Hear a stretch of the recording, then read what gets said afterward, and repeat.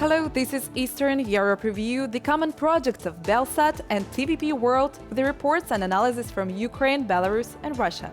I'm Alexandra Shapalina and these are the main stories. How do Belarusian security forces lie to people to make them come back home and then arrest them? These criminal cases are part of the propaganda machine. They do that also for intimidation. The fight against Satanism. How does the Russian Orthodox Church justify the war with Ukraine? The Church is praying for you, praying for victory. Destroying the enemy is a duty. Christmas during the war. How have people been preparing for the festive celebrations in Kharkiv? For security reasons, we have no right to put up a Christmas tree above ground. Lukashenka's special services have organized special operations fully aimed at Belarusians who have gone abroad. Security forces have been contacting the activists and assuring them that when they return home, they would not have any problems with the police.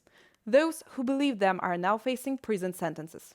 The administrator of the protest Telegram chats 97%, Tatiana Kurilina, believed the young man who promised to resolve all her issues with the police, so she returned to Belarus from Poland. Now Tatiana is in custody awaiting a trial and giving interviews to state propagandists. Victory is the plan of the BIPOL organization, mobilization plan. Yes, we were in contact with BIPOL. Tatiana Kurilina will be tried on December the 28th in the city of Homel behind closed doors. She has been charged with 12 criminal offenses which are related to her protests against the usurpation of power and police brutality. The authorities have accused Tatiana of calling for sanctions, inciting enmity and slandering Lukashenka. She faces a total of 15 years in prison. At first, one or two offences are enough to start a case, and then they add to the case whatever is possible. This is the practice in Belarus today. Behind bars, Tatiana was forced to participate in Lukashenka's propaganda. She had to defame herself and the resistance in an interview with Ksenia Lebedeva, a propagandist who during the 2020 mass protests went to women's protests to discredit its participants. Kurilina told on camera that the protests had no meaning, and Stepan Putsila, the founder of one of the most popular Telegram channels, Nekta, where the guides for the protests were published, allegedly doesn't respect the administrators of other channels. Yes, this is the boy who caught star sickness. It's not Stiapa's achievement that he had 2 million subscribers at one point. Human rights defender Roman Kisilak explains that the special services are specifically looking for ways to put pressure on the arrested person to force them to cooperate. These criminal cases are part of the propaganda machine. They do that also for intimidation. Repressions are carried out for prevention in specific cases and in general, in order to prevent similar actions from society in the future. Don't trust, don't be afraid. Don't ask and don't take. Don't talk too much. Speak only for yourself. This is how Belarusian human rights defenders outline the principles that the detainees should follow when security forces exert pressure on them. Now, human rights defenders must remind Belarusians that the promises of freedom after the return back home are not credible as long as Lukashenka's regime is in power. You should distrust people you don't know or don't know very well, even those whom you know very well but are in Belarus. They can be recruited, or representatives of the special services may work under their accounts to lure you to Belarus. The case of Tatiana Kurilina is just one of many similar cases. Recently, a married couple returned to Minsk after 2 years and got behind bars. Varvara and Pavel Miedzvedevy are photographers. They came to Belarus for treatment, but were accused of participating in mass protests. Another Belarusian who returned to the city of Pastavi from Latvia, hoping that everything is quiet, was detained by the security forces. He could face up to 4 years in prison.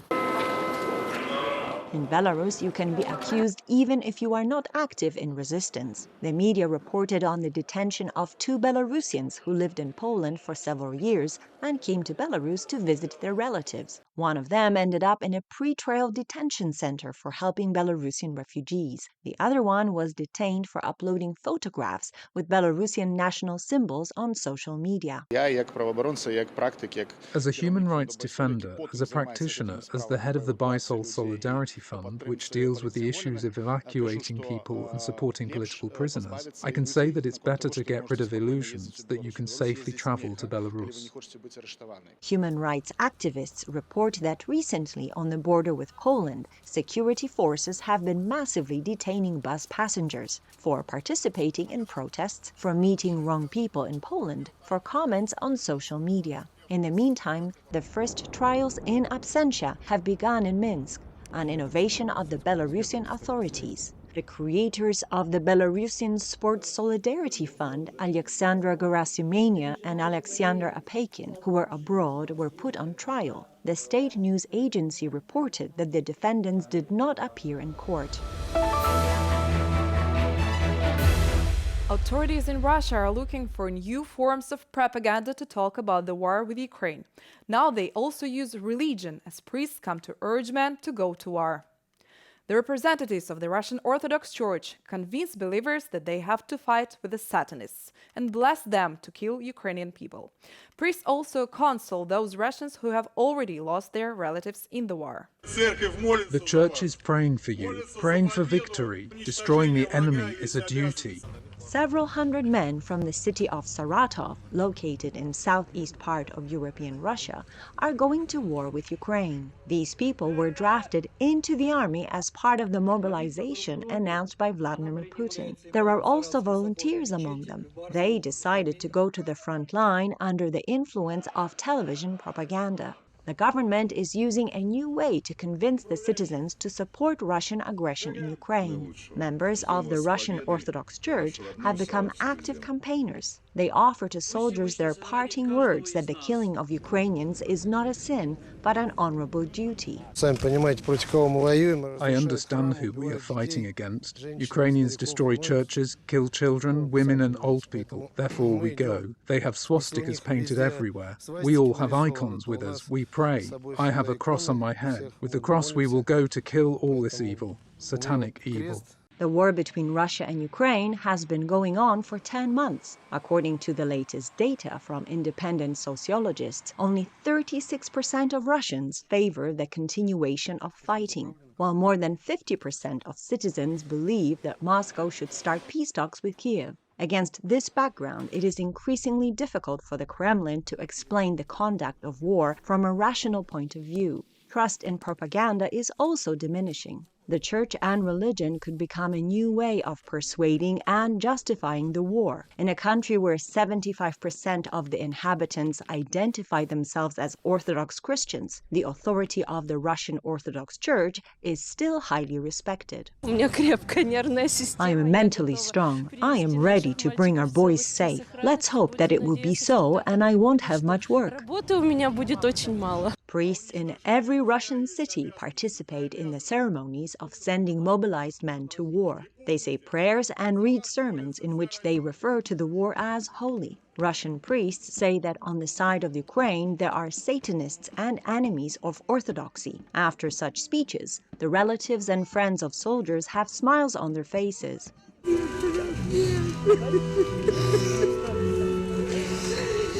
This is also Saratov. While in one part of the city men are going to war, in another part women are crying at the memorial ceremony of soldiers who died in local wars. There are 60 new plaques with names of killed Russian soldiers. All of them have already died in the war with Ukraine. A priest is also present at this ceremony. He must console those men's relatives. In his speech, he suggests turning to God and not asking unnecessary questions.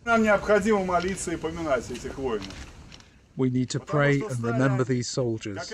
How our grandfathers fought against fascism, now our men have risen to fight Satanism. The priest convinces people who came to the ceremony. Church propaganda works. Those who came talk about the war as a special path for Russia. Moscow is allegedly fighting with evil.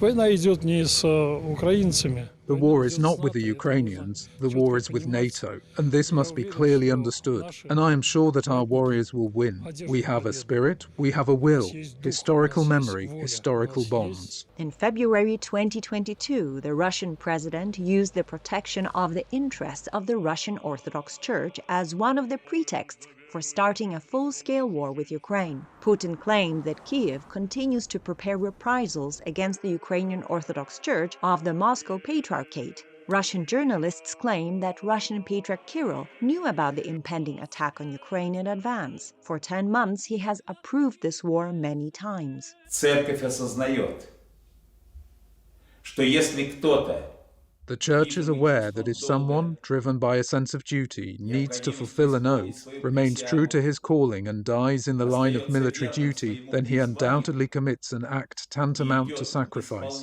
He sacrifices himself for others, and therefore we believe that this sacrifice washes away all the sins that a person has committed. The Russian Orthodox Church sanctifies weapons that are sent to Ukraine. The Church has long worked closely with the Russian armed forces. At the same time, the Patriarch himself demanded that the country's government adopt a law on exempting the representatives of the Church from mobilization. The war has shown how dependent the Russian Orthodox Church is on the Kremlin and its policies. This weekend, the whole world is celebrating Catholic Christmas. But in Ukraine, all the celebrations are happening against the backdrop of war.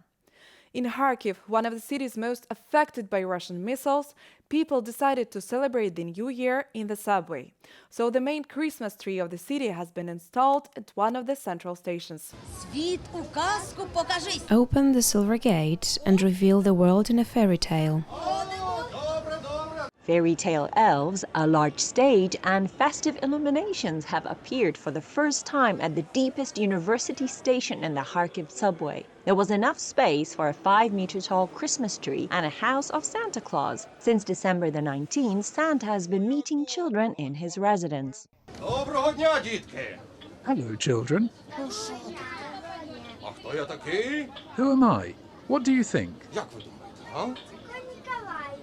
Добре. Santa, that's right. And am I a wizard?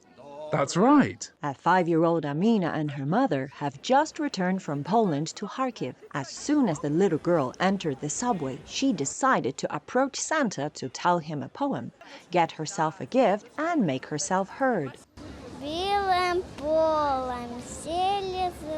Through the white fields, through the woods, and through the hills and valleys, Santa Claus is bringing presents for children. I want it to be peaceful, and I want my dad to come back to us. Inna, the girl's mother, says that her father serves in the armed forces of Ukraine near Dnipro city. They were taken aback by the festivities and their performance in the subway on St. Nicholas Day. Very nice. Children need a holiday even in such conditions. They want to have fun too. I believe it was a good idea to organize such festivities for kids.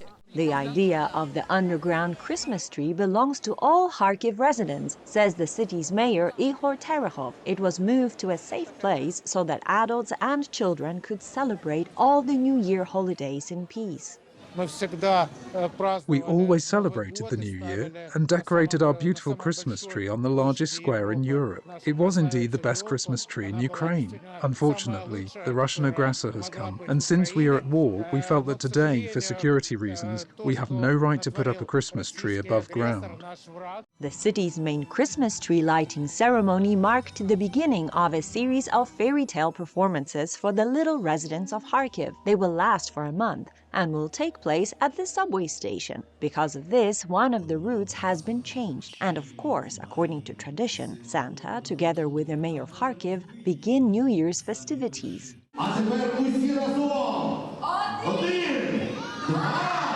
Now all together. 1, 2, 3. Light up the Christmas tree.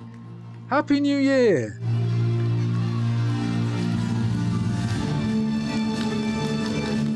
The local government would like to keep the tradition of lighting the Christmas tree underground in Kharkiv even after the victory. That's all for today. Thank you for watching Eastern Europe Review. We will be back next week with the news stories. I'm Alexandra Shapalina. Keep watching TVP World and see you next time.